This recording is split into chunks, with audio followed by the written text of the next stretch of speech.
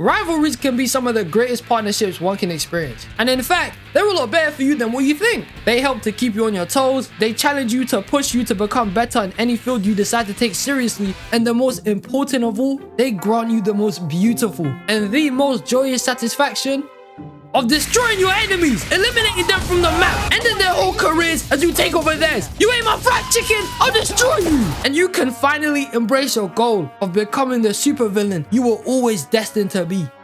Now I'm a little motivated. And today, ladies and gentlemen, I just want to go over some of the most eventful, biggest on-site rivalries I've ever witnessed in my life. Because some of these either started for no good reason, or they were always just feeling to fight. They're sickos. And I've wasted enough time yapping. So without further ado, let's go. Jumping straight into the first beef, we got Groudon and Kyogre. And in fact, it's really just any legendary Pokemon group. But specifically, these two might have some of the worst tension I've ever seen in a minute. These two big-ass kaiju Pokemon always attempt to destroy the planet every single time they see one another. They go nuts. It's like when a cat sees another cat and they get all jumpy with one another and start going crazy. They don't let up. They literally destroy the continents every single time they scrap one another. Kyogre's out here summoning whole storms, getting the mandem swept up like they're nothing, definitely flooding entire civilizations in the process, turning everywhere into a water park and destroying cities while making big ass tsunamis. And Groudon's out here creating whole new continents, shifting tectonic plates, causing earthquakes, and making volcanoes, which are also destroying people and civilization. So what the hell are we even talking about here? They slamming out at least half the planet with their bullshit. It's over. And these crazy, earth-shaking events they cause only happen when these two gaze or even get a glimpse of each other. But they're by themselves, who knows what even happens? They'll probably be in their well-respected little-ass caves, sealed for the good of the world, so Pokemon and humans can coexist peacefully. And they might even be chill to humans who just decide to resurrect them. Okay, I'm definitely lying about that, but it's not as bad as what they would do when they see each other. Out here moving like boxes, doing a bunch of PR shit. It's crazy. And the minute they go primal, link up at their usual same spot, and start gazing at each other consensually, the whole world's gonna get bombed, man. War finished. And also, realistically, this fight is definitely one-sided. Like, I can't be the only one who's thought about this, but how would Groudon ever come out on top here? It doesn't add up. Look at this right here. He's literally stuck in the middle of the ocean on this small piece of land. He's cooked. Kyogre has the majority of Earth on his side. He can flood the whole thing. The planet is basically Atlantis to him. And you're telling me Groudon is out here walking in the ocean on no platforms and standing on some small-ass island to try and fight this big-ass whale who not only can flip and swim at 500 miles per hour and has the entire ocean on his side, but he can fly too?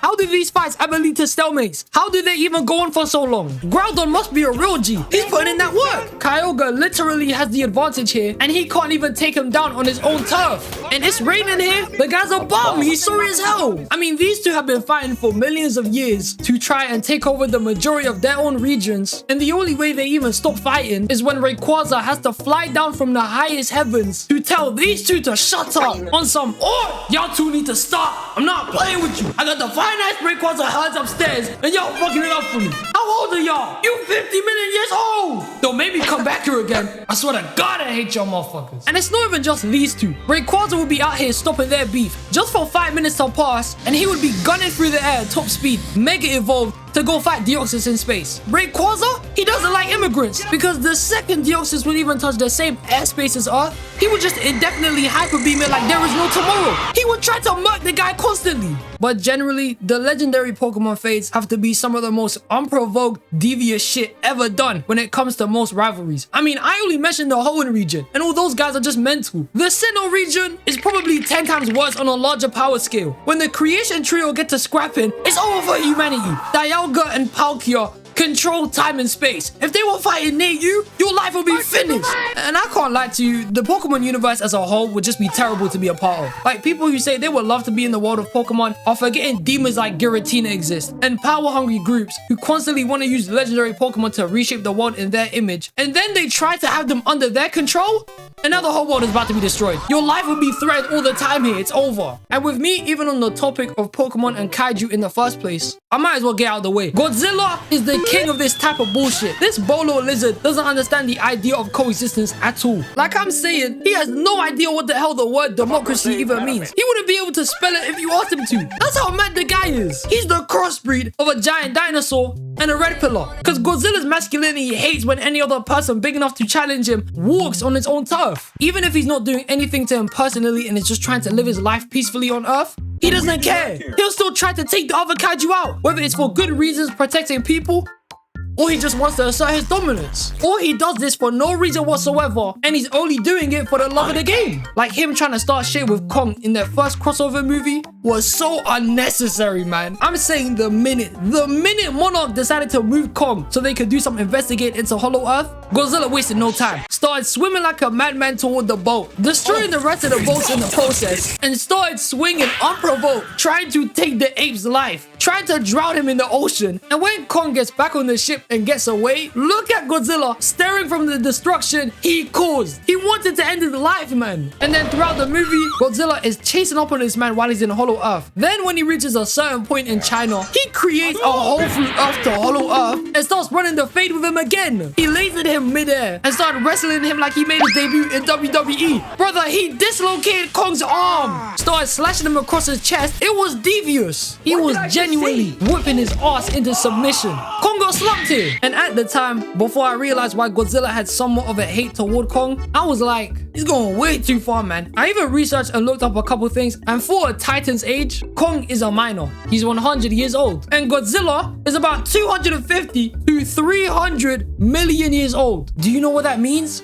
Do you know what that entails? That means by age, Godzilla beat up something equivalent to a baby. He literally beat up a kid. That's crazy, man. He's diabolical. But from Godzilla's perspective, his vendetta against Kong is somewhat reasonable. Me saying somewhat because I'm not advocating for smacking up youths. That's crazy. I mean, if you've seen the movie, you will know that Kong literally has an axe made from one of Godzilla's dorsal plates, which can either mean one of two things. Either Godzilla got his ass beat hundreds of years ago from when there were more Kongs around and he's just holding a million-year grudge, or Godzilla's family got killed by the Kongs and they decided to turn one of their own dorsal fins into an axe as a sort of trophy. Which from both angles, I get it, but he's still tripping. Because even with Kong and Godzilla making an alliance to take down Mechagodzilla, defeating him, and Godzilla looking like he's left their beef behind, it just completely resurfaced out of nowhere in the next movie. As soon as Kong came back to the surface, Godzilla started sprinting from the ocean, 2 times speed, and sends Kong flying into a pyramid, trying to bite his arm off, and even suplexes him. How did he suplex him?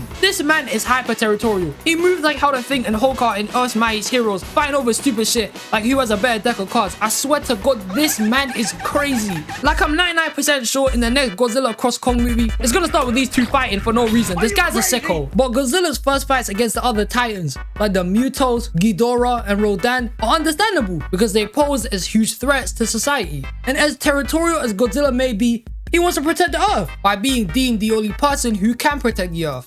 Yeah, his alpha persona needs to be studied. But all in all, I can understand them running the fade on Kong a little bit. I mean, if it's true that the Kongs killed an entire clan of Godzillas, then that's reasonable to a degree.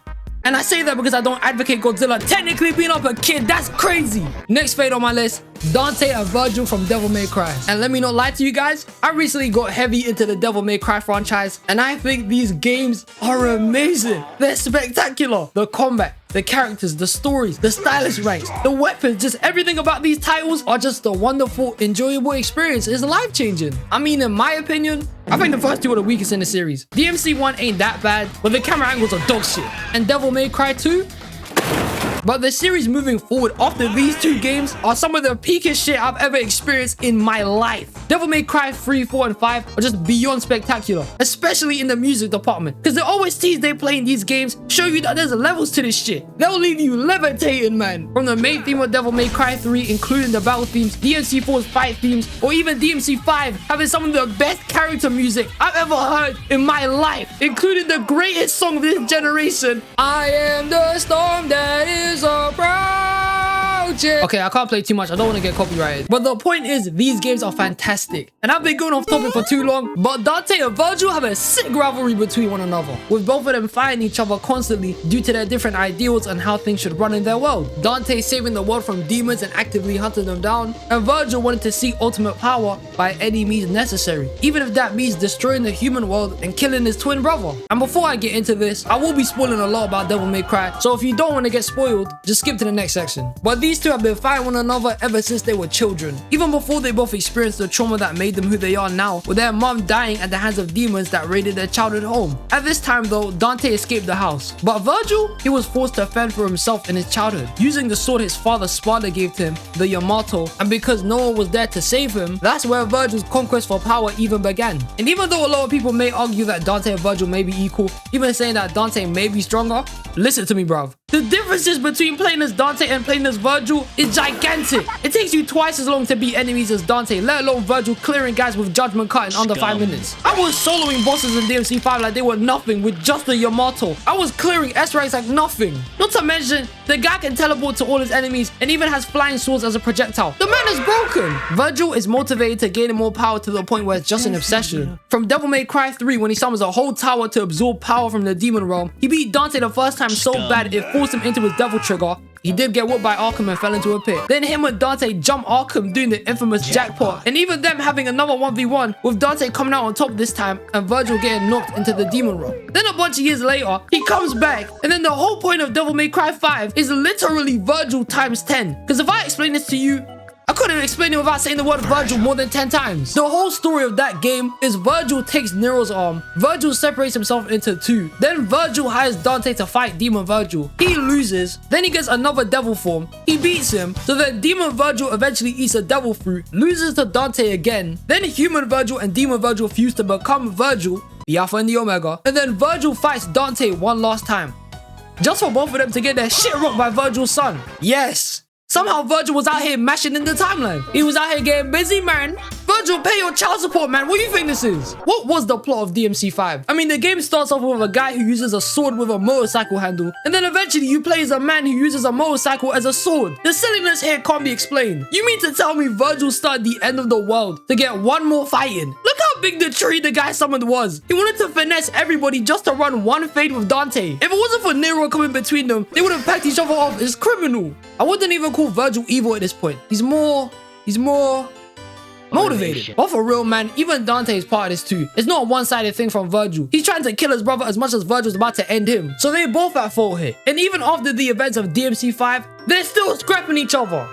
I'm Team Vergil, by the way. He's peak. And now, ladies and gentlemen, it is time. I bring up the greatest rivalry of all time. These two have been fighting since I was a baby, battling over the littlest inconveniences known to man. Titans throwing punches at each other. And all of their shenanigans are for the greatest reason known to man. Y'all ready for this? It is none other than the fights between Peter Griffin and Ernie the Chicken. And I could never make a video like this without mentioning some of the pioneers to this shit. And I know what all of you men are thinking right now. I'm not gonna count Tom and Jerry because they're friends. Tom just has to act like he catches and hates Jerry so he doesn't replace him for a cat that will kill Jerry. Okay, it's called protection. They ain't beefing like that. But Peter and Ernie, there is no protection. They fight to the death all the time. These two cause and destroy every environment they're in. Why the hell was the train in the middle of Quahog for? What the hell happened here? As soon as these men do the... then all hell starts breaking loose. Peter and Ernie start throwing hands like they're a couple of Dragon Ball Z characters. The whole city finna get finessed. It's in chaos. They break cars, they drive a giant boat into town, a bunch of pedestrians die during their fights all the time, they thump Stewie, travel back in time and were still beating the shit out of each other, cloned each other mid-fight, survived going to space, still fighting, Peter made on Ernie's face. Ew, you naughty ass bastards. They survived re-entry with no suits. And there's so much more I could mention. But all you need to know in short is that their fights just lead to total destruction and chaos everywhere. If you live in Quahog, your life is finished. And the reason why they even started fighting anytime they saw each other is so stupid. It's just dumb. Literally, the first reason they start scrapping in the first place is because Ernie gave him an expired coupon. And Peter just decided to beat his ass to death every single other time because of that. And then the one time they decided to actually reconcile was during their third fight, when they both finally realized we're fighting for no reason. And Ernie even invited him to go and have dinner with him and his wife out of good gesture, good manners. Just for not even 5 seconds to pass from this very moment, and they start scrapping again over a flipping dinner check. You don't want free food? This is the same guy who was making car paninis with Cadbury eggs and Doritos, but you wouldn't want a free meal, fam. Where's the thinking here? There's no thought process. Peter commits attempted homicide because of this man like every other day of the week. The only times I've seen this man fight anyone else beside the chicken is when he scrapped Homer Simpson, which could subjectively even be as bad as the chicken fights because they even developed superpowers during it and annihilated Springfield. They turned it into Fallout 4. What? And the other time he fought someone was Donald Trump.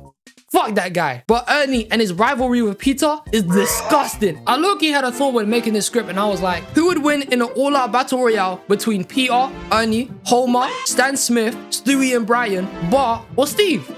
Well, I think I can actually answer that question, my people, because the power scaling from this one individual is more fearful than all of those men combined. A guy so menacing, so devious. He makes villains like Doflamingo, Thanos, or Darkseid look like babies. The one, the only, Stelios Kontos. I don't care how universal Thanos is with the Infinity Stones. I don't care. He doesn't compare to a man who has his name in the theme song. That shit is enough for you to know how dangerous a man could be. He's terrifying. But unfortunately, after looking into some things, Ernie is now canonically dead. He was killed by Meg. Of all people to kill him, he was murdered by Meg. She took advantage of the fact that Ernie doesn't fight girls and ripped his head off. That's brutal. In comparison though, the chicken survived being burned alive and shredded by a whole plane, but Meg low-key mutilated him.